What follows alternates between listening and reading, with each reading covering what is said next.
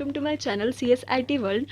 Guys, अगर आप ये वीडियो फर्स्ट टाइम देख रहे हैं तो इस वीडियो का जो प्रीवियस वीडियो है या फर्स्ट पार्ट बोल सकते हैं वो मैंने ऑलरेडी पोस्ट कर रखा है, तो लिंक मैंने डिस्क्रिप्शन में दे दी है। So now the next token is data type. तो डेटा टाइप क्या होता है कि डेटा टाइप डिसाइड करते हैं कि टाइप ऑफ डेटा जो हमारे प्रोग्राम में हम डेटा यूज़ करने वाले हैं उसका टाइप डिसाइड करने का काम किसका होता है, डेटा टाइप का होता है। उसके बाद नेक्स्ट पॉइंट है memory location required for storing data in a memory. मतलब हमें जितने मेमोरी लोकेशंस चाहिए डेटा स्टोर करने के लिए हमारे रैम में, मेमोरी में, तो वो डिसाइड करने का काम किसका होता है, डेटा टाइप का होता है।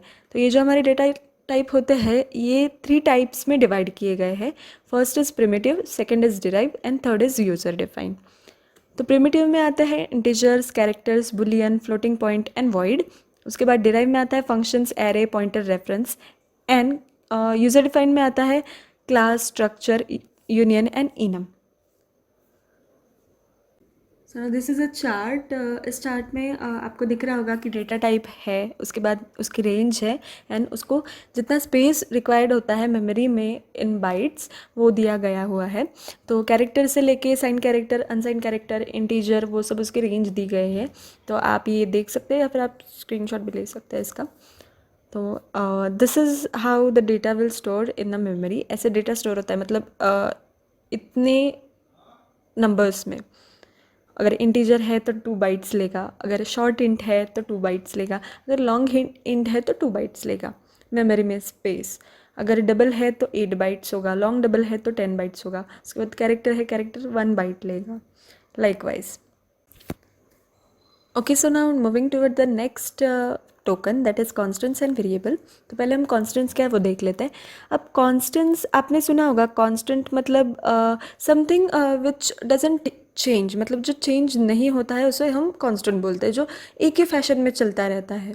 ओके, सो ऐसा ही कुछ कंसेप्ट प्रोग्रामिंग में भी होता है कॉन्स्टेंट्स का। तो value given to the identifier that do not change value throughout execution of a programme.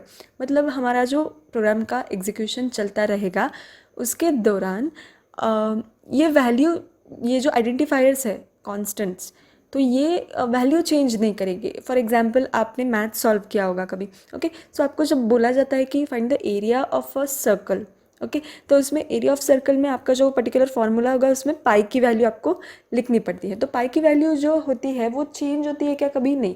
तो पाई की वैल्यू जो कांस्टेंट दी गई है उसको ही आपको पुट करना होता है। वैसे ही ये कांस्टेंट्स है। ओके, इसकी जो वैल्यू ऑलरेडी है वही एंटायर प्रोग्राम में यूज़ होते हैं। वो चेंज होते हैं क्या? वो आइडेंटिफायर के वैल्यूज़ नहीं होते। अगर आपको ये कॉन्स्टेंट्स डिफाइन करने हैं हमारे प्रोग्राम में तो वो कैसे डिफाइन कर सकते हैं? तो कॉन्स्ट वेरिएबल से कर सकते, सॉरी कॉन्स्ट कीवर्ड से कर सकते हैं, या फिर हैशटैग डिफाइन, इससे भी आप कॉन्स्टेंट्स डिफाइन कर सकते हैं। उसके बाद है वेरिएबल्स। सो वेरिएबल क्या कंसेप्ट है? Values given to the identifier that can change their values during the execution of a program.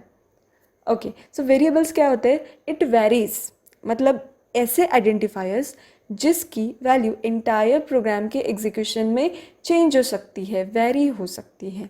Okay, सो उसे बोला जाता है वेरिएबल्स। डिफरेंस समझ में आ गया होगा आपको दोनों में। तो इसके एग्जांपल्स हैं इंटीजर एज, फ्लोट, सम।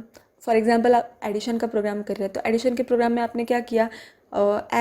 ऐड वेरिएबल को आपने 0 असाइन किया, फिर उसके बाद जो 2 नंबर्स की एडिशन हुई आपने ऐड में स्टोर की। तो ऐड स्टार्टिंग में क्या था? 0 था, लेकिन उसके बाद एडिशन होकर आपने उसमें स्टोर की तो ऐड की वैल्यू अपडेट हो गई।